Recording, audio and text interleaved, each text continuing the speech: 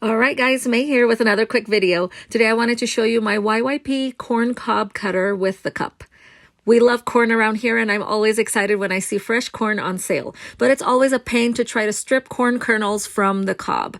That is why I am very excited about this corn cutter. This corn cutter is made of food grade stainless steel that is sturdy and durable. The cutter comes with two pieces. The top piece has a blade on top of it in a circle that is used to cut the kernels from the corn of the cob. The bottom piece is the cup, which is my favorite part. With the cup attached to the blade, it is very convenient to catch the corn kernels as you cut it.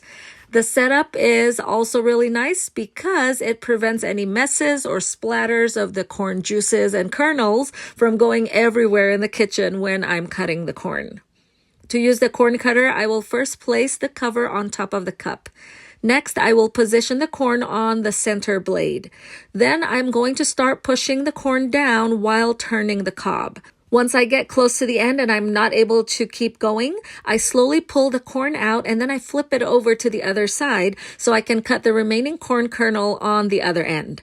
So far, I really love this gadget and it makes meal prep so much easier when I'm working with corn for all kinds of recipes.